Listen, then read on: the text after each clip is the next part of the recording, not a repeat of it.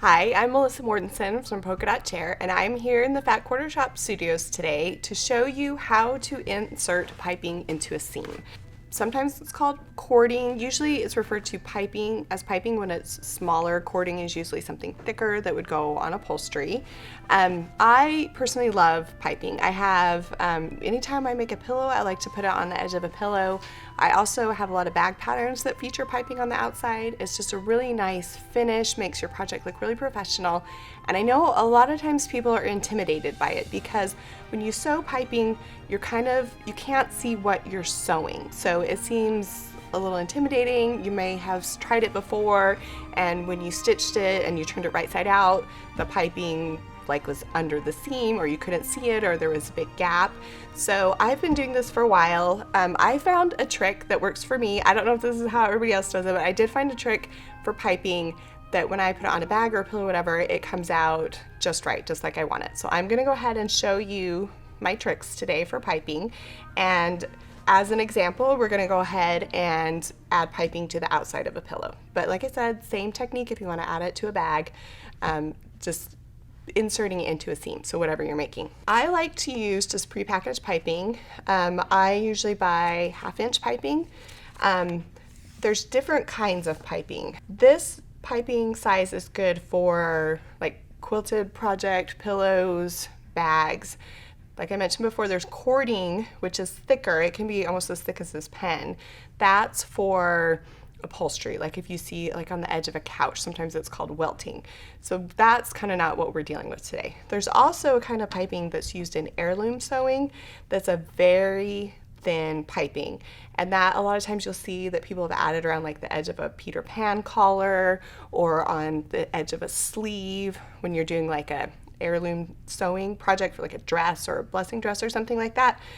This technique will also work with that. Just keep in mind when you sew with really thin piping like you would use for an heirloom sewing project, it's a little more tricky to work with because there's not as much bulk in the piping, so sometimes it's easy to lose it in the seam. So I'm going to start with this 1/2-inch package piping. Another tip is if you buy packaged piping and you don't like the color of it, sometimes I'll just cut a piece of fabric and just sew it right on top of the piping and make it a different color. So I usually, if I'm starting with a bag or a pillow, I like to start pinning to attach my piping at the bottom because the seam will overlap a little bit and I like to hide that. We're gonna make it look pretty nice, but still I like to still hide it in the seam. So what I'm gonna do is I like to use binding clips. Let me go ahead and just get some clips out. You can also use pins. Honestly, after you start doing this for a while, then you might not even need the pins. You're gonna line up, your piping has like a piped edge and then it has a raw edge. So we're gonna take the raw edge of the piping and we're gonna attach it so that it is facing the raw edge of the pillow or the bag, whatever you're making.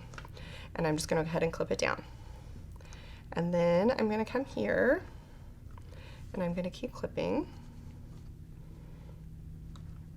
And then when I get to the corner, this is bias piping, so it will go around a curve really nicely, but I still have a little bit of a hard time with corners sometimes.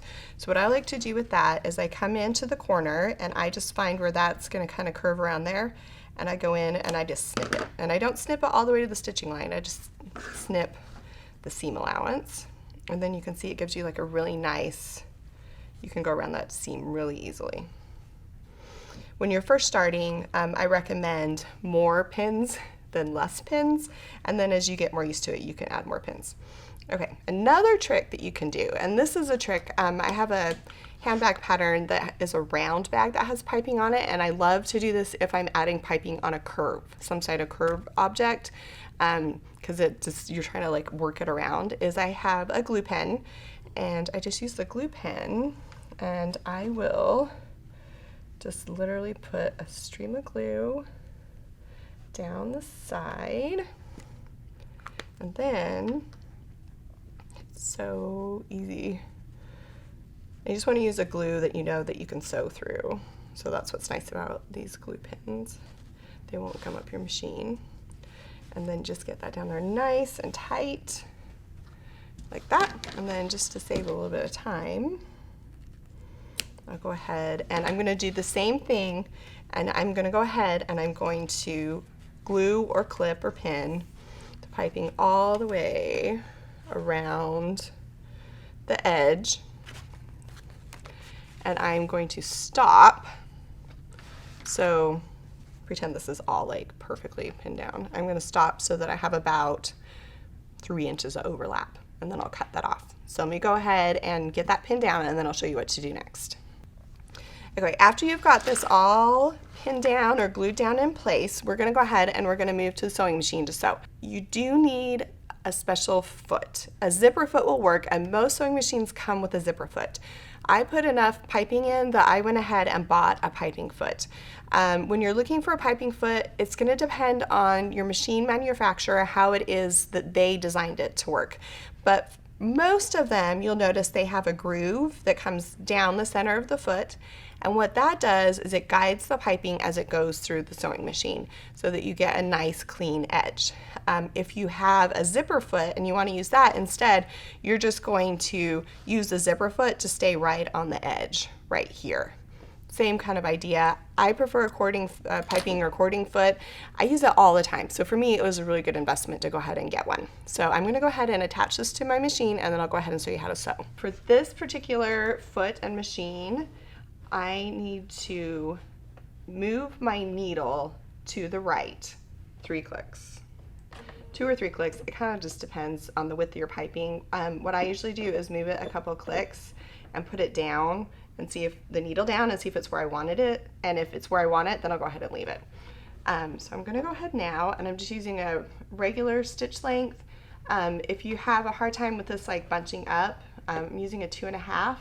If you want to go ahead and go up to like a 2.75 or 3, sometimes that helps a little bit because it's not as like tight on the fabric. So I'm going to go ahead and just stitch this down. When I get to the corner, I am going to lift my presser foot up, and I'm going to put my needle down, and then I'm going to go ahead and move.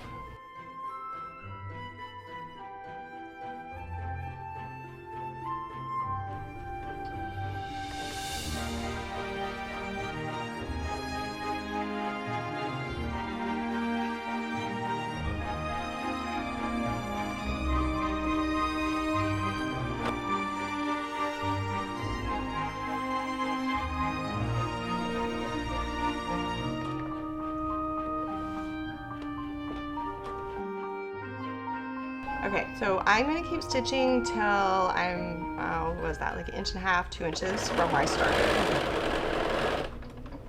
Okay, so we need to join these ends now. You're going to need some sharp scissors to do this. What I do is I come here and I lay them on top of each other, and I check to see where they're overlapping. So find the point where they're overlapping, and then what I like to do is I like to come in about 1 inch from the point where they're overlapping. So they're overlapping there, and I'm going to come in 1 inch here, and I'm going to cut the extra off like that, and I'm going to discard it.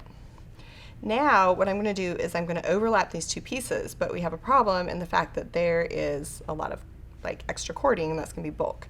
So what I do is you can take a pin, you can eyeball it, whatever, and I'm just going to kind of mark where that is. Actually, I'm going to use a pin. I think that's a little bit easier. I'm going to mark where that overlaps, and then I'm going to take my scissors, and I am going to get in here, and I am going to just pull this seam out. You can use an unpicker if you want, but I think these little scissors work a lot better.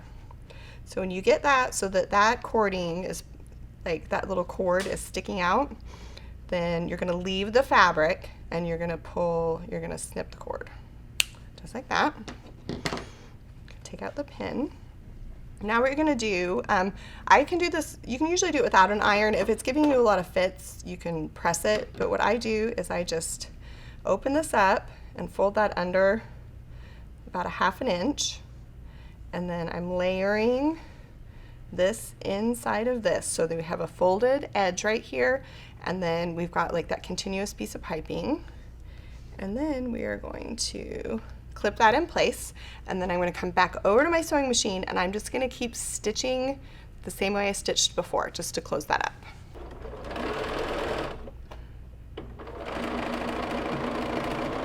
Then I just keep stitching until I've got that all the way stitched down.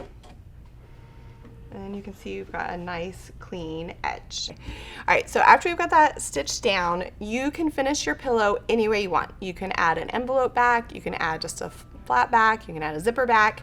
But the trick to that is when you go ahead and you pin your pieces right sides together, so if you've got your fabric here and you pin it all the way around, do not stitch on this side of the fabric. You are going to flip your piece over, and you can see here where my stitching line is for my piping. When I take this piece with whatever I'm putting on the back, whether it's a bag and I'm putting another piece of the bag, or I'm putting on the back of the pillow, I'm gonna go ahead and pin this, and then I'm gonna pick this up and I'm gonna stitch this side up. And all I'm gonna do is follow the same stitching line. And no matter how many layers your project has, if you just keep stitching on the same line over and over and over again, you know that when you finish your pillow or you finish your bag, that your piping is going, just like this, is going to be, with that right side up, is going to be in the right spot. So it's not going to like get stuck in your seam, it's not going to be poking out too far, and it's going to be even all the way around. So I hope that you like this. I hope it was helpful. I hope you'll give piping a try. If you get a little confused at first, don't give up, just try a couple times, and I really think that you will enjoy the process.